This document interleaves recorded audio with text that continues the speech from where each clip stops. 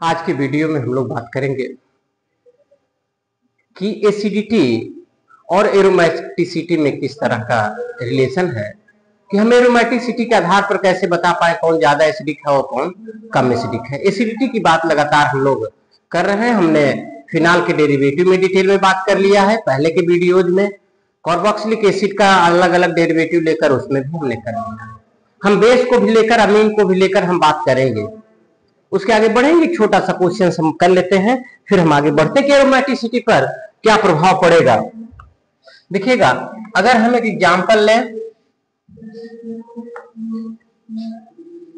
कि आपसे क्वेश्चन ये है कि which one of the following is more acidic.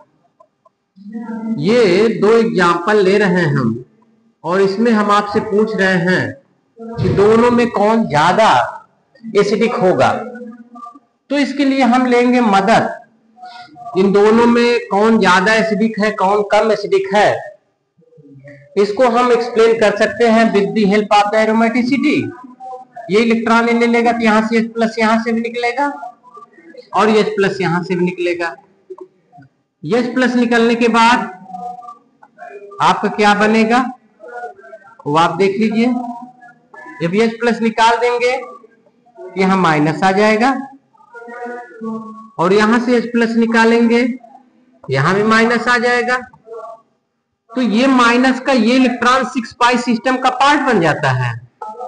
ये 6 पाई इलेक्ट्रॉन सिस्टम का पार्ट बन जाता है। इसका मतलब 6 के 6 कैलकुलेट कर लिए जाएंगे और 6 पाई इलेक्ट्रॉन सिस्टम का ये पार्ट बन जाएगा, यानी 4n + 2 पाई इलेक्ट्रॉन को फॉलो करेगा। तो ये आपका एरोमेटिक हो जाता है। ये जो एनायन बना है पेंटाडाई एनायन, ये आपका एरोमेटिक हो गया। यहां पर 4 पाई इलेक्ट्रॉन हो गया, 4n पाई इलेक्ट्रॉन हो गया, ये आपका एंटी एरोमेटिक हो गया। तो हम जानते हैं कि इससे ज्यादा स्टेबल तो यही है, तो ये क्यों निकालना चाहेगा, लेकिन ये H प्लस निकाल देगा तो ये आपका स्टेबल बन रहा है। तो ये H प्लस रिलीज करने की टेंडेंसी रखेगा, लेकिन ये नहीं रखेगा क्योंकि H प्लस रिलीज करने के बाद इसमें एरोमेटिक कैरेक्टर आ जाएगा जो स्टेबिलिटी के फेवर में होगा और यहां से निकालेगा तो एंटी एरोमेटिक हो जाएगी जो स्टेबिलिटी को डिक्रीज करेगा। इसलिए ये मोर एसिडिक देन, यानी साइक्लोप्रोपीन से ज्यादा साइक्लोपेंटाडाइन ज्यादा एसिडिक होगा। ये तो हो गया हमारा एक क्वेश्चन था, और भी क्वेश्चंस हम आपसे करवाएंगे आगे चल के। हम थोड़ा सा आगे बढ़ना चाहेंगे, बात करेंगे बेसिसिटी पर। और बेसिसिटी जब हम बात करेंगे तो हम एलिफैटिक भी लेंगे, एरोमेटिक भी लेंगे, और फिर जब एरोमेटिक लेंगे तो उसमें अलग अलग उसके डेरिवेटिव लेंगे, उस पर भी हम आपसे बात करेंगे। बात करते हैं बेसिसिटी का क्या प्रभाव पड़ता है। तमाम हम जो भी बातें कर रहे हैं ये बातों को आप ध्यान से सुनेंगे तो बहुत सारे चैप्टर में आपके काम आने वाला है ये। तो एलिफैटिक अमीन और एरोमेटिक अमीन में देख लेते हैं कौन ज्यादा बेसिक होता है। बेसिसिटी को भी जान लेते हैं। आखिर बेसिसिटी क्या है। लगातार हम अमोनिया की बात कर रहे हैं। हम कह रहे हैं कि अमोनिया, तो जब अमोनिया की बात करते हैं तो अमोनिया बेस है और यहां बात होगी ल्यूइस बेस की। तो पहले जान लीजिए कि बेस क्या है। तो बेस की दो डिफिनीशन, ल्यूइस बेस की बात कर लें, हम बात कर रहे हैं ल्यूइस बेस की, तो होगा जो lone pair electron donor tendency रखता हो, जिसमें lone pair electron donating tendency हो उसको हम ल्यूइस बेस कहेंगे। तो इसके आधार पर अमोनिया है। ये अमोनिया के पास में एक लोन पेयर ऑफ इलेक्ट्रॉन है, ये इलेक्ट्रॉन डोनेट करने की टेंडेंसी रखता है, इसलिए बेस है। तो अमोनिया एक बेस है। एक तो ये अमोनिया है, दूसरा एक हाइड्रोजन को एक एल्किल ग्रुप से रिप्लेस कर दीजिए। R एल्किल ग्रुप है, मान लेते हैं RCH3, चाहे तो ले लो आप, चाहे C2H5 ले लो। उस समय इसको हम एलिफैटिक अमीन कहेंगे। ये हमारा एलिफैटिक अमीन है ये। तो ये अमोनिया और एलिफैटिक अमीन में इलेक्ट्रॉन डोनेटिंग काम करेगा। जब यहाँ पर ये इलेक्ट्रॉन डोनेटिंग काम करेगा तो यहाँ पर इलेक्ट्रॉन डेंसिटी जो है नाइट्रोजन पर बढ़ेगी, तो जब इलेक्ट्रॉन डेंसिटी जहां ज्यादा होगी वहां डोनेटिंग टेंडेंसी ज्यादा होगी। यहाँ पर हाइड्रोजन में ऐसी कोई फैक्टर नहीं जो इलेक्ट्रॉन डोनेटिंग टेंडेंसी रखता हो, इसलिए जो आपका एलिफैटिक अमीन है मोर बेसिक देन अमोनिया। तो एक बात एकदम बिल्कुल क्लियर है कि एलिफैटिक अमीन सा क्या पॉइंट मिला कि aliphatic amine are more basic then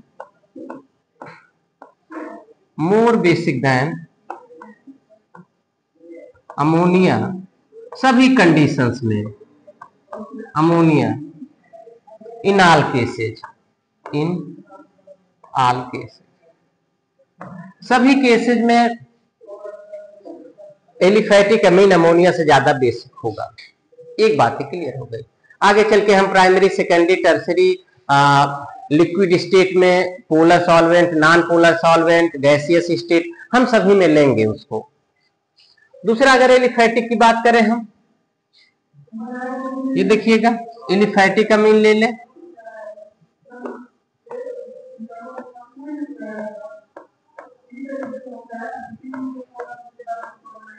ये हमारा एरोमेटिक अमीन है,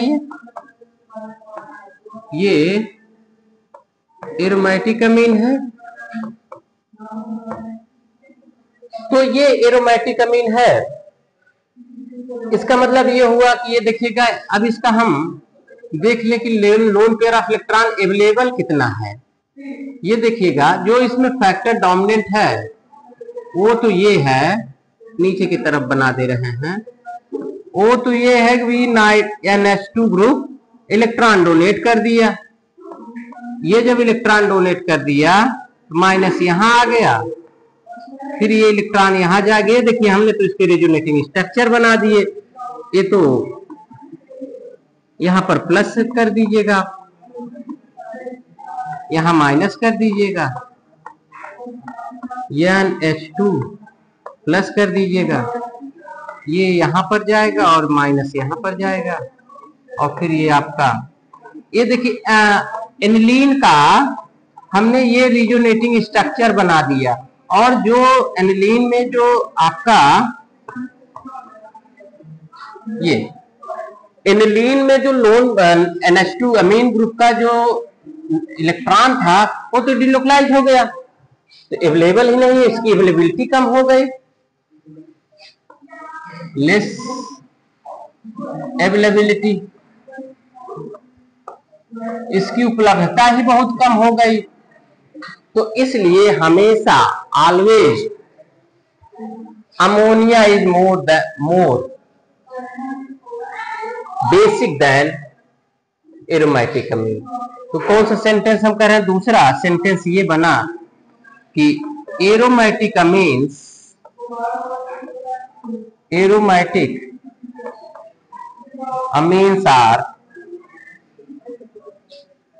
amines are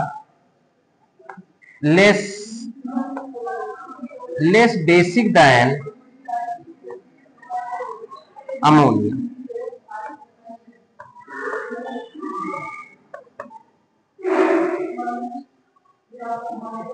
तो ये तो डिलोकलाइजेशन और रिजोनेटिंग स्ट्रक्चर के आधार पर, इंडक्टिव इफेक्ट के आधार पर हमने एरोमेटिक अमीन, अमोनिया और एलिफैटिक अमीन में हमने देख लिया कि इनके बीच में क्या ऑर्डर है। एक दूसरा एग्जांपल लेते हैं और फिर उसके बाद समझते हैं।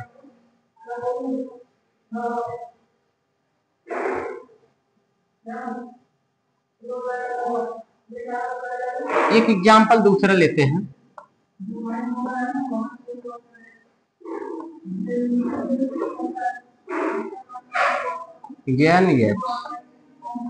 लोन पेयर ऑफ इलेक्ट्रॉन है यहां पर,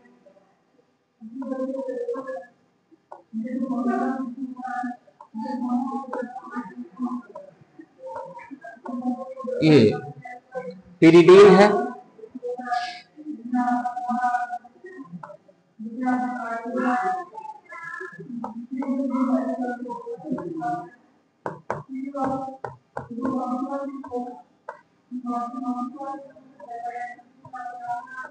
ये हमने ये कुछ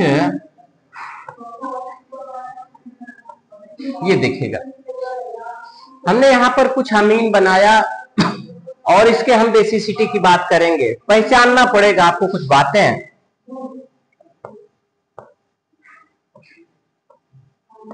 नाइट्रोजन है तो नाइट्रोजन के पास में एक लोन पेयर ऑफ इलेक्ट्रॉन है।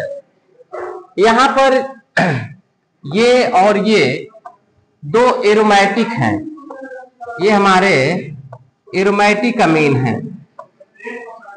ये इसको आप जान लीजिएगा कि एरोमेटिक अमीन है और ये एलिफैटिक अमीन है। दिख भी रहा है एलिफैटिक अमीन है और ये भी आपका एलिफैटिक अमीन है। तो दो यहां पर एरोमेटिक अमीन है और दो एलिफैटिक अमीन है। देखिए, अगर हम एरोमेटिक की बात कर ले पहले, यहां पर ये पिरिडीन है और ये पायराल है। एक बेसिक क्वेश्चन कि पिरिडीन और पायराल में कौन ज्यादा बेसिक है, तो आप एक बात मान लेना कि ये भी एरोमेटिक है, ये भी एरोमेटिक है। ये दोनों के दोनों, ये दोनों एरोमेटिक हैं। एरोमेटिक कैसे हुआ? इसके पास में ऑलरेडी 6 पाई इलेक्ट्रॉन है, इसकी कोई जरूरत नहीं है। पिरिडीन में जो लोन पेयर ऑफ इलेक्ट्रॉन है वह 6 पाई इलेक्ट्रॉन का सिस्टम नहीं है। क्यों नहीं है? क्योंकि ऑलरेडी इसके पास में 6 पाई इलेक्ट्रॉन्स है, इसलिए जो नाइट्रोजन पर जो लोन पेयर ऑफ इलेक्ट्रॉन है उसका इन्वॉल्वमेंट नहीं, अवेलेबल है। ये अवेलेबल है, ये 6 पाई इलेक्ट्रॉन सिस्टम का not part of 6 pi electron. ये 6 पाई इलेक्ट्रॉन का पार्ट नहीं है। यहां पर देखिएगा 1 पाई 2 पाई तो 4 इलेक्ट्रॉन ये, और ये देखिएगा इसको दोनों को लेके तब जाकर ये 6 पाई इलेक्ट्रॉन सिस्टम बन रहा है। 6 पाई इलेक्ट्रॉन सिस्टम का पार्ट बन जा रहा है, तब जाके इसकी एरोमेटिसिटी यहां पर आ रही इन दोनों लोन पेयर की वजह से। यानी ये दोनों लोन पेयर इसके साथ में डिलोकलाइज होंगे, और जब डिलोकलाइज होंगे तो कम अवेलेबल होगा, लेस अवेलेबिलिटी, इसकी उपलब्धता कम रहेगी डोनेशन के लिए। तो जब डोनेशन के लिए कम रहेगी तो यहाँ डोनेटिंग टेंडेंसी कम रहेगी, यहाँ डोनेटिंग टेंडेंसी ज्यादा रहेगी। तो एक बात क्लियर हो गई, पायराल और पिरिडीन में आप एकदम बिल्कुल कह सकते हैं कि pyridine is more basic than pyrrole. क्या कह रहे हैं हम आपसे कि pyridine is more basic than pyrrole. Pyridine is more basic than pyrrole. तो पिरिडीन और पायराल में पिरिडीन ज्यादा बेसिक है और पायराल कम बेसिक है। दूसरा, जस्ट अभी हम लोगों ने कहा था एरोमेटिक एलिफैटिक में यहां तक कि अमोनिया से भी ज्यादा होता है एलिफैटिक, अमोनिया से कम होता है एरोमेटिक। तो अगर एलिफैटिक एरोमेटिक की बात करें तो ऑलवेज, ये भी ऑलवेज हमेशा के लिए है, always aliphatic amine, always aliphatic amines are more basic than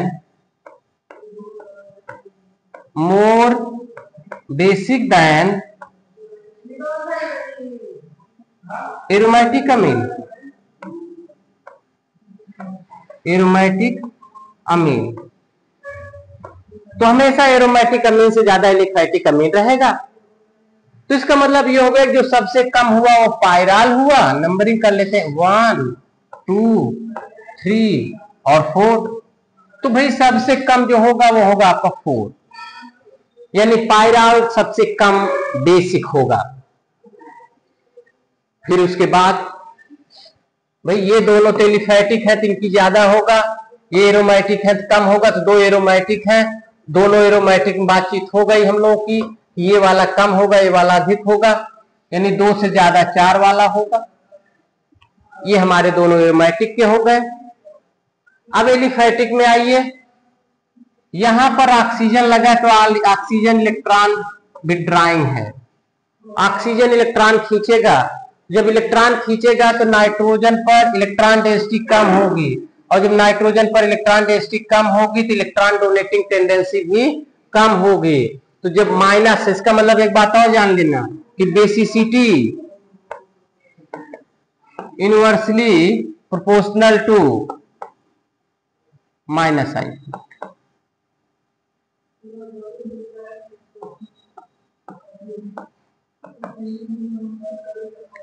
basicity inversely proportional, यानी माइनस आई रहेगा तो बेसिसिटी कम होगी, माइनस आई बढ़ेगा तो बेसिसिटी कम होगी, माइनस आई कम होगा तो बेसिसिटी ज्यादा होगी।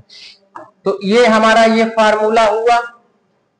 तो यहां पर माइनस आई है तो ये कम बेसिक होगा, और यहां पर कोई ऐसा माइनस आई इफेक्ट नहीं है इसलिए ज्यादा बेसिक होगा। तो सबसे अधिक हो गया 1, और 1 से जो कम हो रहा वो हो रहा आपका जिसमें माइनस आई है। तो ये हमें ऑर्डर मिला ये।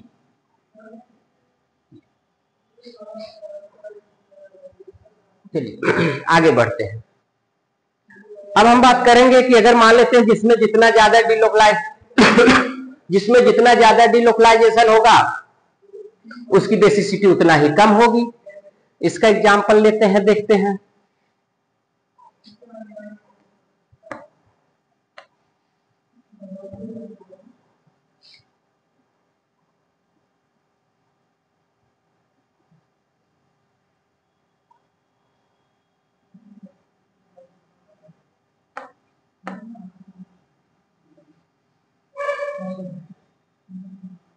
तो हम लोग बात करेंगे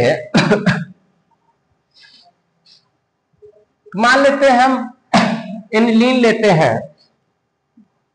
अगर हम एनिलीन लेंगे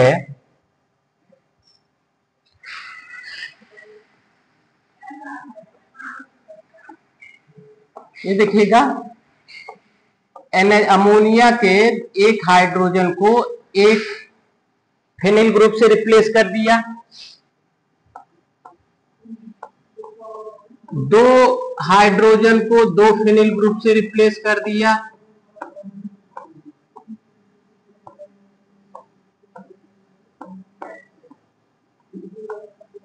और तीनों हाइड्रोजन को 3 फेनिल ग्रुप से रिप्लेस कर देंगे।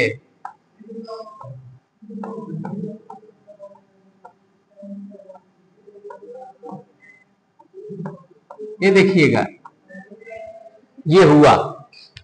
अब हम इसमें आपसे बेसिसिटी पूछते हैं, भाई इसमें जितना ज्यादा डिलोकलाइजेशन होगा उसकी अवेलेबिलिटी उतना ही कम होगी, और जो कम अवेलेबल रहेगा उसको डोनेटिंग की टेंडेंसी भी उसमें कम होगी।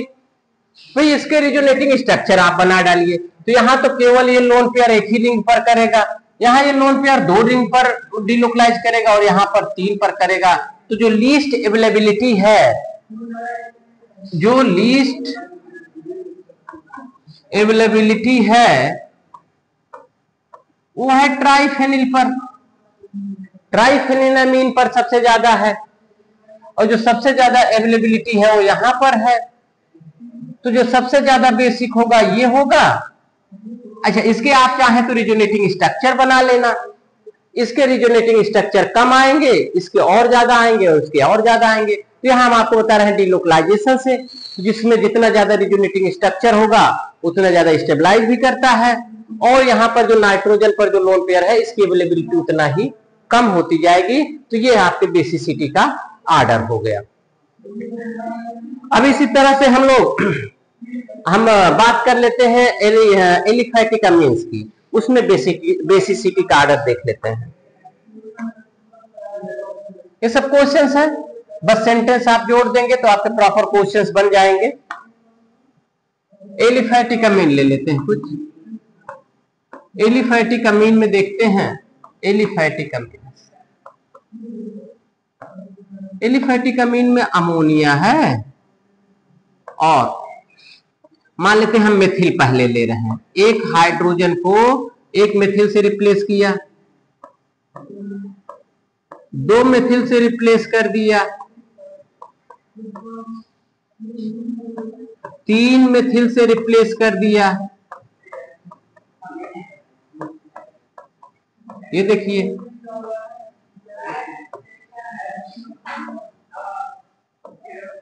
ये amine, ammonia, primary amine, secondary amine, tertiary amine. इसमें बेसिसिटी देखिएगा, ये इलेक्ट्रॉन डोनेट करेगा। ये देखिए, अगर गैसियस मिलेंगे तो गैसियस में मॉलिक्यूल दूर दूर रहते हैं, स्टेरिक हिंड्रेंस, भीड़ भाड़ की कोई बात नहीं रहेगी। तो भाई यहां पर 3 इलेक्ट्रॉन डोनेटिंग ग्रुप है, तो यहां इलेक्ट्रॉन डेंसिटी सबसे ज्यादा होगी। तो जब यहां सबसे ज्यादा होगी तो टर्शियरी में जो है वो इलेक्ट्रॉन डोनेट करने की टेंडेंसी ज्यादा होगी। जब यहां पर कोई हिंड्रेंस नहीं है, तब अगर हिंड्रेंस आएगा तो मामला बदल जाएगा। तो गैसियस में ले लीजिए, या आप नॉन पोलर सॉल्वेंट CCl4 या बेंजीन वगैरह में ले लीजिए। नॉन पोलर सॉल्वेंट या गैसियस दोनों में लेंगे तो उस कंडीशंस में सबसे ज्यादा जो होगा वो टर्शियरी का होगा, क्योंकि इसमें 3 डोनेटिंग ग्रुप है, तीनों इलेक्ट्रॉन डेंसिटी नाइट्रोजन पर बढ़ाएंगे, और नाइट्रोजन पर जितनी ज्यादा इलेक्ट्रॉन डेंसिटी है उसका डोनेटिंग टेंडेंसी उतना ज्यादा होगी, उतना बेसिक होगा। तो गैसियस में सबसे ज्यादा टर्शियरी का होगा, फिर सेकेंडरी का होगा, फिर प्राइमरी का होगा, और फिर अमोनिया का होगा। इन गैसियस स्टेट या नॉन पोलर गैसियस और non polar solvent. Non polar में जैसे CCl4 है, बेंजीन है, ऐसे सॉल्वेंट ले लेंगे, उसमें वही ऑर्डर है जो गैसियस में है वही नॉन पोलर में है, क्योंकि यहां पर कोई हिंड्रेंस वगैरह नहीं रहता है। जब आप नॉन पोलर लेंगे कोई हिंड्रेंस वगैरह, वाटर वगैरह, कोई बॉन्डिंग वगैरह कोई ऐसी बात नहीं होती है, इसलिए हिंड्रेंस नहीं होता है। तो नॉर्मली जैसा जिसमें जितना ज्यादा इलेक्ट्रॉन डोनेटिंग टेंडेंसी होगी उतना अच्छा। एक बात और है कि बेसिसिटी प्लस आई इफेक्ट के डायरेक्टली प्रोपोर्शनल होगा। Basicity directly proportional two plus I effect. तो प्लस आई इफेक्ट जितना बढ़ता जाएगा, इंडक्टिव इफेक्ट उतना ही बढ़ता जाएगा। हिंड्रेंस आएगा तो मैटर बदलेगा, लेकिन ये कॉमन फार्मूला हमारा है। अगर कोई दूसरा फैक्टर डोमिनेंट हो जाएगा तो अलग बात है, नहीं तो जितना ज्यादा प्लस आई इफेक्ट रहेगा उसकी बेसिसिटी उतना ही ज्यादा होगी। लेकिन अब यहीं पर मान लेते हैं हम लिक्विड ले लेते हैं, पोलर प्रोटिक सॉल्वेंट ले लेते हैं। तो पोलर प्रोटिक सॉल्वेंट लेंगे, यानी आप एक्वस सोल्यूशन ले लीजिए। आप जब एक्वस सोल्यूशन लेंगे तो उस कंडीशंस में यहां पर हिंड्रेंस ज्यादा हो जाता है। तो जब यहां पर आपका हिंड्रेंस ज्यादा हो जाएगा तो इसकी बेसिसिटी कम हो जाएगी। तो बेसिसिटी जब कम हो जाएगी इन एक्वस में क्या हो जाएगा, एक्वस में सेकेंडरी हो जाएगा, फिर ज्यादा इसमें इतना हिंड्रेंस हो जाएगा कि इससे ज्यादा प्राइमरी होगा, फिर टर्शियरी होगा, और फिर अमोनिया। अमोनिया हमेशा हम लोगों ने कहा है कि एलिफैटिक अमीन से कम बेसिक होता है अमोनिया हमेशा। तो अमोनिया को आप लास्ट में करेंगे तो हिंड्रेंस की वजह से ये सबसे कम हो गया प्राइमरी, सेकेंडरी, टर्शियरी में। जब हम एक्वस सोल्यूशन ले रहे हैं तो एक्वस सोल्यूशन में टर्शियरी का सबसे कम हो गया, इसको छोड़ दे तो वो तो सबसे कम रहेगा ही। तो सेकेंडरी सबसे ज्यादा हो गया, फिर प्राइमरी हुआ। ये जो पहले पोजीशन से था ये तीसरे पोजीशन में चला गया अमीन की केस में, और यहाँ पर अगर टोटल ले लेंगे तो अमोनिया से ज्यादा फिर भी रहेगा। ये तो हो गया हमारा, ये ऑर्डर कहां पर हुआ, ये एक्वस सोल्यूशन में हुआ। अच्छा अगर हम यहीं पर जहां पर हमने मेथिल लिया है यहीं पर अगर हम मेथिल ले लें तब क्या होगा। अगर मेथिल की जगह अगर हम एथिल ले लें तो मेथिल की जगह अगर हम एथिल ले लें तब क्या ऑर्डर होगा। देखिए बाकी जगह गैसियस वगैरह में तो कोई प्रभाव नहीं पड़ेगा, लेकिन जो प्रभाव पड़ेगा ये प्रभाव पड़ेगा, यानी हम R की जगह ले रहे हैं C2H5। देखिए मेथिल ग्रुप ऐसा होता है ऐसे, और एथिल ग्रुप ऐसा होगा इस तरह का। इसका मतलब ऐसा, यहां पर ऐसा था, यहां पर ये नहीं होता तो ऐसे हो जाता है ये। इसका मतलब यहाँ पर ये CH2 छोटा होगा, CH3 बड़ा होगा, इस तरह का कुछ होगा। उस कंडीशंस में अमोनिया तो सबसे कम रहेगा ही, NH2 CH2 CH3, ये हमारा हो गया प्राइमरी। सेकेंडरी होगा CH2 CH3 CH2 CH3, ये सेकेंडरी हुआ। N CH2 CH3 CH2 CH3 CH2 CH3, ये देखो। अब यहां पर आप जान लेना कि एक्वस सॉल्यूशंस में इसका शेप थोड़ा सा हिंड्रेंस, ये इलांगेटेड होने से थोड़ा सा हिंड्रेंस कम हुआ, थोड़ा सा कम हो गया। तो उस कंडीशंस में देखिए इतना भी कम नहीं हो गया कि सबसे ज्यादा इसको दे दें, तो इस कंडीशन में सेकेंडरी ज्यादा तब भी रहेगा, लेकिन इतना कम जरूर हो गया कि प्राइमरी से अधिक हो जाएगा टर्शियरी का।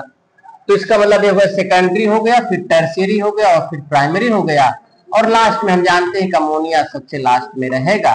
ये कब है? जब आपने जो एल्किल ग्रुप है वहां पर आपने C2H5 लिया है, तो उस कंडीशंस में आपका ये बेसिसिटी का ऑर्डर हुआ। अब हम बात करेंगे इसके बाद जो है एलिफैटिक का, एलिफैटिक अमीन, एरोमेटिक अमीन्स का। एनिलीन लेंगे और अलग अलग उसके उसके अलग अलग डेरिवेटिव्स लेंगे, और उस डेरिवेटिव्स के बारे में हम उसके एसिडिटी के बारे में बात करेंगे।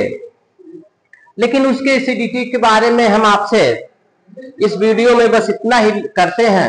अगला वीडियो में हम आपसे एसिडिटी ऑफ अमीन्स पर बात कर लेते हैं, तो क्योंकि बहुत लंबा वीडियो ठीक नहीं होगा, तो इसलिए आज का ये इस वीडियो में यहीं तक हम लोग करते हैं। लेकिन आप हमारे चैनल पर अगर नए हैं तो आप चैनल को लाइक कर दें, सब्सक्राइब कर लें, क्योंकि आने वाले समय में आपको यह बहुत फायदा देने वाला चैनल होने वाला है।